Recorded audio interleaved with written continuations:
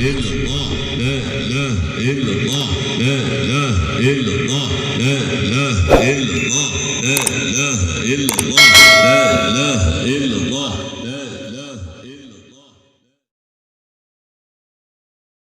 صلي وسلم على النبي الأمي صلي وسلم على النبي الأمي صلي وسلم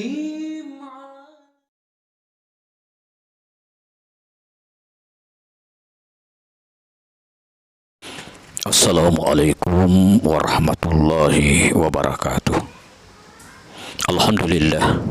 Alhamdulillahillazi arsala rasulahu Muhammadan sallallahu alaihi wasallam basyiran wa nazira wa jalal islam dinahu allazi irtada. Asyhadu an la ilaha illallah wahdahu la syarika lah wa asyhadu anna Muhammadan abduhu wa rasuluh wa sallallahu ala sayidina Muhammadin nabi ummi wa ala alihi wa sahbihi wa man tabi'ahum bi ihsan ila yaumiddin, amma ba'd. Saudaraku kaum muslimin wal muslimat, insyaallah dirahmati Allah Subhanahu wa taala. Bersyukur kita kepada Allah Subhanahu wa taala. Allah yang begitu cinta, begitu sayang kepada kita, masih memberikan kita kesehatan dan kesempatan untuk melaksanakan majelis pengkajian kita pada kesempatan yang mulia ini. Selanjutnya, agar tidak dianggap lalai dalam sesuatu kegiatan, kembali kita kirimkan salawat dan taslim kepada junjungan kita Nabi besar Muhammad sallallahu alaihi wasallam biqaulina Allahumma shalli ala sayidina Muhammad wa ala ali sayidina Muhammad, dengan harapan semoga di hari kiamat kelak kita mendapatkan syafaatnya. Amin amin ya rabbal alamin. Pada kesempatan yang mulia ini kita akan membicarakan tentang muasalnya iblis. Riwayat azal pada zaman dahulu kala beribu-ribu tahun sebelum ada manusia, sudah ada makhluk yang mendiami dunia ini. Makhluk ini jin namanya. Mereka berjenis laki-laki dan perempuan. Mereka ada yang beragama dan ada juga yang tidak. Mereka diwajibkan juga beribadah kepada Allah Subhanahu wa taala, seperti firman Allah Subhanahu wa taala, "Wa ma khalaqtul jinna wal insa illa liya'budun." Tidak aku ciptakan jin dan manusia kecuali untuk beribadah kepada aku. Maka untuk lebih jelasnya, silakan membaca surah Jin di dalam Al-Quran, yaitu surah yang ke-72, juz yang ke-29. Surah itu menceritakan tentang jin dan keadaannya. Diceritakan di dalam riwayat, di antara keturunan jin yang bernama Izzazil, dialah yang paling taat kepada Allah. Jin-jin itu umurnya sangat panjang, bisa mencapai puluhan ribu tahun. Demikian keadaan Izzazil di bumi ini, ia beribadah kepada Allah Subhanahu wa taala 1000 tahun.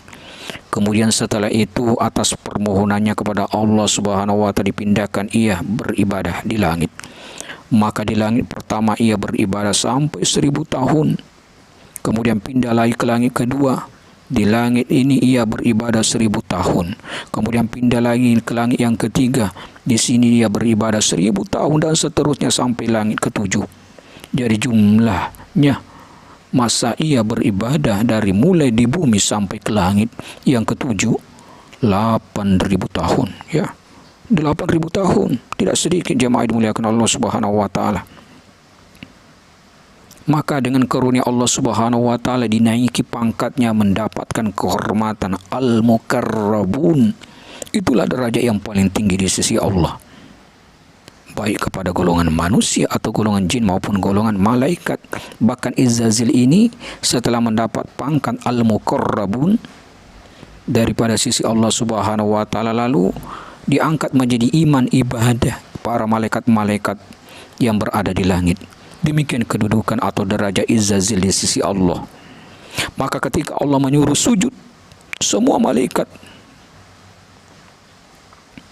sujud kepada Adam. Zazil menolak.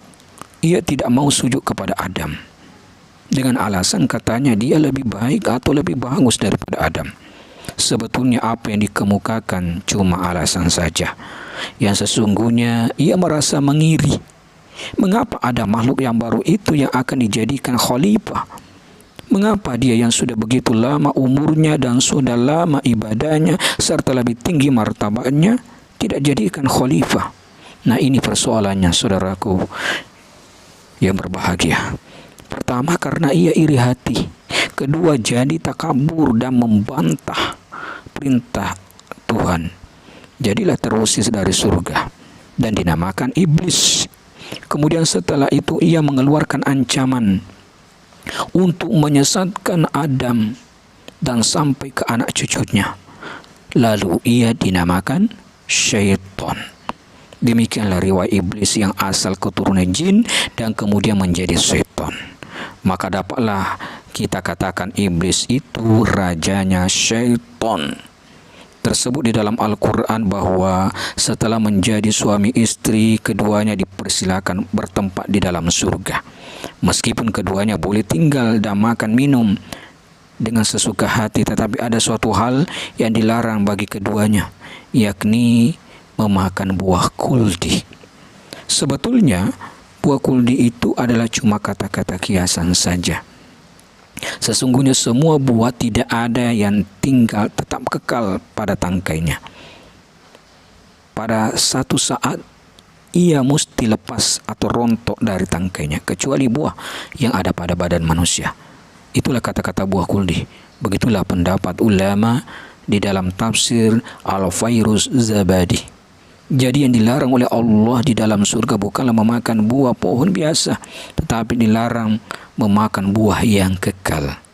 Cobalah perhatikan firman Allah Subhanahu wa taala dalam surah Al-A'raf ayat 22. Falamma zaqa syajarata badat lahuma sawatuhuma. Artinya maka ketika keduanya merasakan pohon itu, terbukalah aurat mereka. Maka dalam ayat ini jelas dan gamblang Tuhan mengatakan zaqa syajarata, artinya merasakan batang pohon, dan bukan dikatakan zaqa zamarata dalam pengertian bukan buah itu dimakan, cuma dirasakan oleh tubuh. Jadi kesimpulannya adalah Adam dilarang bagaimana bersetubuh dengan Hawa, karena di surga itu adalah bukan tempat melahirkan anak. Tempat melahirkan adalah di dunia. Sudah jelas Tuhan menjadikan manusia lelaki dan perempuan untuk melahirkan keturunan. Yang menjadi persoalan bagi Adam adalah bukan persetubuhannya, akan tetapi mengapa bujukan setan itu yang diturutinya. Padahal sebelumnya Allah Subhanahu wa taala berpesan wanti-wanti wala taqraba hadhihi syajarah. Artinya jangan kamu berdua coba mendekati pohon ini. Mendekati saja dilarang, apalagi memakannya. Tetapi bujukan atau ajakan syaitan yang diturutinya, bukan larangan Allah diperhatikan. Hanya di sini letak kesalahan. Memang Adam dan Hawa serta malaikat sudah tahu, termasuk iblis juga, bahwa dia pada suatu ketika harus turun ke bumi karena dia akan menjadi khalifah. Cuma kapan? Hanya Allah yang mengetahui. Oleh karena itu, ketika iblis membangkang perintah Allah lantaran tidak mau sujud pada Adam, lalu dia dipecat dari jabatannya sebagai imam al-mukarrabun dan diusir dari dalam surga. Kemudian secara diam-diam dia mencuri masuk ke dalam surga, akan memperdayai Adam Hawa agar keduanya jadi durhaka kepada Allah Subhanahu wa taala. Kemudian ternyata Adam dan Hawa kena bujukan setan, maka keduanya pun mendapat hukuman harus meninggalkan surga itu, dan ketika itu keduanya diturunkan ke bumi. Menurut riwayat, Nabiullah Adam alaihissalam diturunkan pada waktu itu di bulan Muharram tanggal 10. Maka di waktu malam gelap gulita Adam dan Hawa turun ke bumi, termasuk juga iblis yang menggoda yang jadi biang keladinya. dengan mengucur air mata Adam dan istrinya, mau tidak mau harus menerima nasibnya. Tangan mengencam, bahu memikul. Pada malam itulah malaikat Jibril alaihissalam membawa Adam dan Hawa turun ke bumi.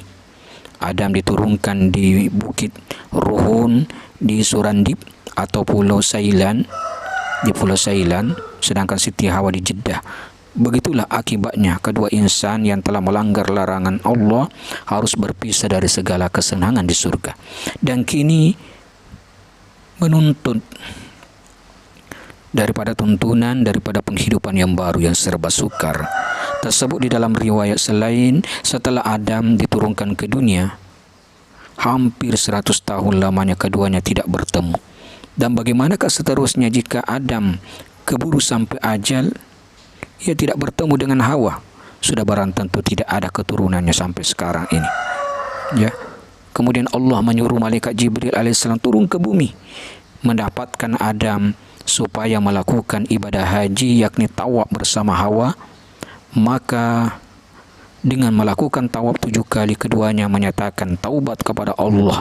Maka jalan begitulah dosa keduanya akan diampuni Allah Subhanahu wa taala. Kemudian atas petunjuk malaikat Jibril alaihissalam bahwa Adam harus menemui Hawa di Jeddah. Demikianlah Adam lalu pergi mencari Hawa.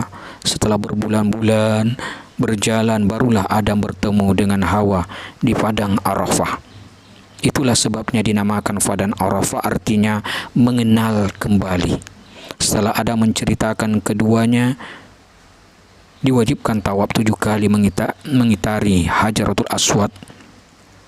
Maka untuk mendirikan tempat ibadah, dititah malaikat oleh Allah Subhanahu wa taala mengambil batu hitam dari surga untuk dijadikan tugu atau Ka'bah. Dan saat itu dibangun sebuah tempat ibadah yang dinamakan Baitul Ma'mur dengan bantuan para malaikat. Selesai, jadilah masjid itu, lalu di tengah-tengahnya diletakkan Hajarul Aswad. Adam dan Hawa lalu tawaf sambil mengucapkan, Rabbana dhalamna anfusana wa illam taghfir lana wa tarhamna lanakunanna minal khasirin. Ya Tuhan kami telah menzalimi diri kami, dan andaikan Engkau tidak mengampuni kami dan kami tidak mengasihi kami, niscaya kami menjadi orang yang rugi. Demikian keduanya mengucapkan kata-kata itu sambil menangis karena dosanya takut tidak diampuni. Demikian diceritakan dalam riwayat. Itulah masjid yang pertama didirikan di zaman Nabi Adam alaihissalam. Kemudian ketika masa taufan di zaman Nabi Nuh alaihissalam, masjid Baitul Ma'mur dipindahkan ke langit yang ke-7 yang kini jadikan kiblat untuk ibadah para malaikat di situ. Dan ketika Nabi SAW Mi'raj, beliau pernah sholat di situ menjadi imam jamaah para malaikat. Kembali kita bicarakan riwayat Adam setelah beliau bertemu kembali dengan Siti Hawa, lalu mendirikan rumah tangga sehingga mempunyai beberapa orang anak. Maka dari anak cucu keturunan Adam meluas kemana-mana sehingga menjadi macam bangsa dan bersuku-suku. Sebagaimana Allah Subhanahu wa taala sampaikan di dalam Al-Qur'anul Karim surah Al-Hujurat ayat 13. A'udzubillahi minasyaitonirrajim. Bismillahirrahmanirrahim. Ya ayuhan nasu inna khalaqnakum min zakarin wa untha wa ja'alnakum syu'uban wa qabaila lita'arafu inna akramakum indallahi atqakum. Hai sekalian manusia, sebetulnya kami ciptakan kamu asal dari seorang laki-laki yakni Adam dan seorang perempuan yakni Hawa, dan kami jadikan kamu berbangsa-bangsa, bersuku-suku agar kamu saling berkenalan. Sebetulnya semulia-mulia kamu di sisi Allah adalah kebaktian kamu, yakni takwa kepada Allah Subhanahu wa taala. Hadirin muliakan Allah Subhanahu wa taala. Inilah daripada yang kita sampaikan, asal mulanya daripada iblis itu yang kemudian menjadi daripada setan yang sampai kita akhir hayat kita selalu bagaimana menggoda kita agar kita terpelosok bersama dia nanti ke jurang neraka. Maka dari itu, mari kita terus memperbanyak daripada amal soleh kita, ikhlas beramal karena Allah Subhanahu wa taala, tingkatkan kualitas taqwa kita. Insyaallah setan akan jauh daripada kita.